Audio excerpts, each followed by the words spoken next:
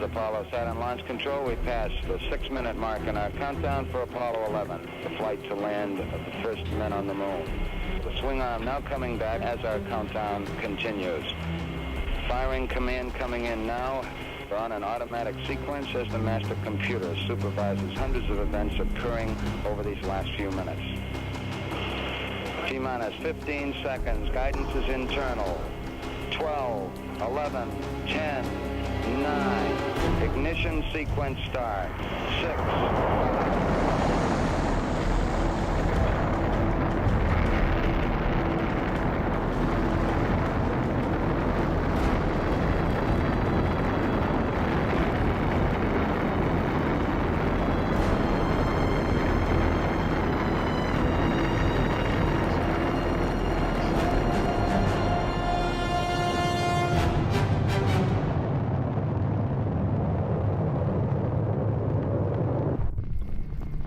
Once the spacecraft rockets out of Earth orbit, the moon is a 3-day journey.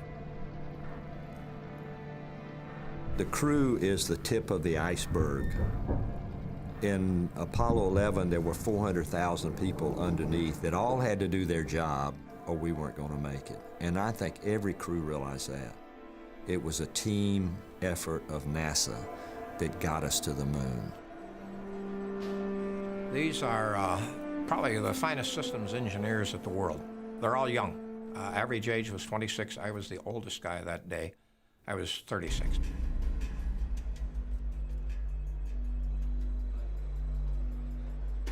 Okay, guys, it's now time to get down to business. We're about ready to land a man on the moon. And I start talking to him because I feel compelled to talk. I was probably the most emotional of the flight directors. From the day of our birth, we were met for this time and place. And today, we will land an American on the moon. Whatever happens here today, I will stand behind every decision you will make. We came into this room as a team, and we will leave as a team.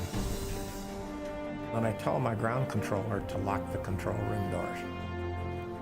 And from now on, no person will leave or enter this room until we have either landed, we have crashed, or we have aborted. Those are the only 3 outcomes from this time on. The first thing, obviously, that we're going to have to do is to undock from the command module.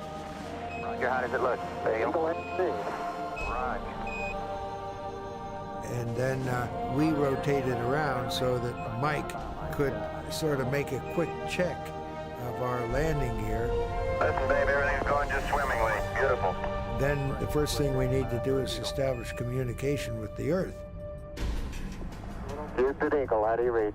Bye-bye, Eagle. We're standing by for your burn report, over. Roger, the burn was on time. Tempo in the room picks up right as we acquire spacecraft telemetry, and we immediately got problems. X and Z notes. We got communications problems you cannot believe. Columbia, Houston, we've lost all data with Eagle. Please have him reapply on the high gain, over. We couldn't communicate with the lunar module. Mike Collins could, because he could see him. He could point his antennas at him and talk to him.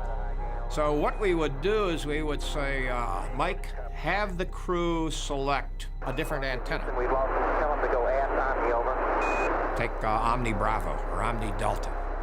Will you roll the spacecraft a little bit for us? He'd roll the spacecraft, we'd get data. Eagle, Houston, we recommend y'all 10 right will help us on the high gain signal strength, over. Okay, you should have him now, Houston. Eagle, we got you now. It's looking good, over. And at descent minus 5 minutes, I give the go for a powered descent. You go to continue powered descent. You're a go to continue powered descent. The descent was very tricky business. Our plan was to start about 50,000 feet altitude, 3,000 miles per hour, to use one continuous rocket burn to decelerate to a hover in the landing area. Eagle, Houston, everything's looking good here, over. Throttle up. And I get confirmed throttle up, and telemetry drops out again.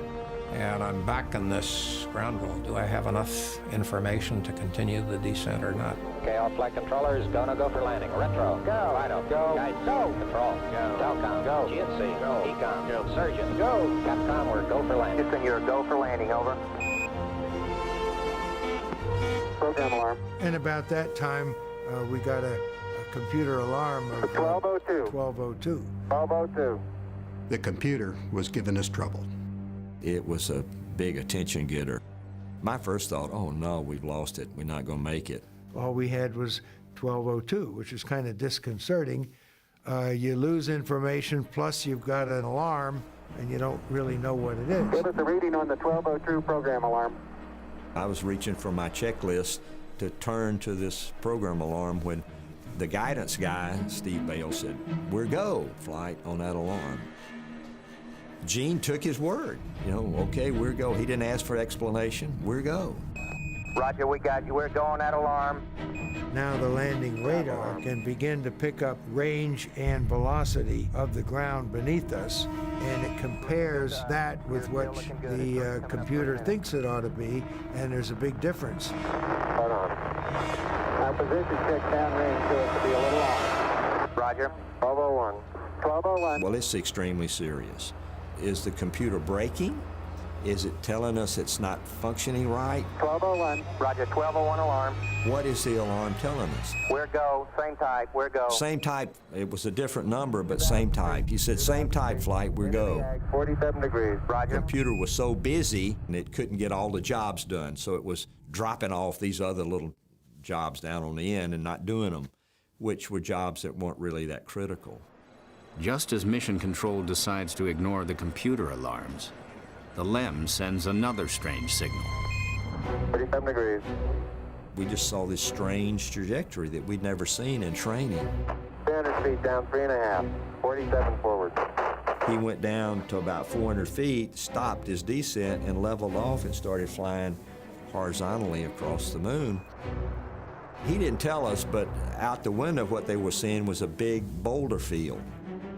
Our computer was steering us toward football stadium-sized craters, surrounded by steep slopes and covered with very large boulders. 50 down at 2.5. 19 forward.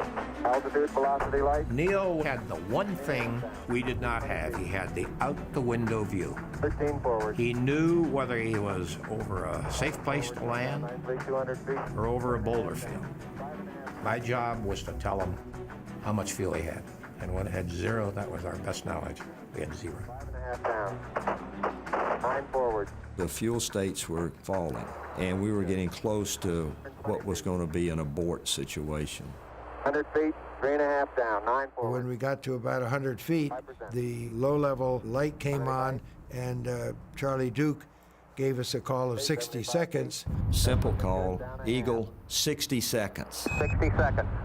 We better get on the ground pretty soon. He had 60 seconds to land, and after that 60 seconds, it would be abort. Down 2.5. I didn't want to disturb Neil's concentration because I knew he was really working that problem. 2.5. Picking up some dust. And now the crew is kicking up some dust. So we know they're darn close to the surface, but they were scooting pretty fast across it last time we heard. 4 forward, drifting to the right a little. We used most of our remaining fuel, finding a relatively level and smooth landing spot. Down 1/2. 30 seconds. He had 30 seconds to land. I mean, it was deathly silent. Now, I don't think he was going to actually abort. I mean, that wouldn't have been the right stuff. Contact light.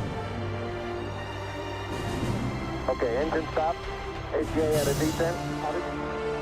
I looked over at him, and he looked at me, and there was not a great emotion, but there was a smile of satisfaction on both of our faces. And We shook hands.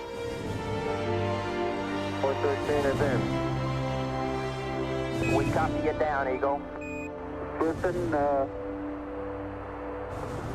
Tranquility Base here. The Eagle has landed. Roger, Tranquility. We copy you on the ground. You got a bunch of guys about to turn blue. We're breathing again. Thanks a lot.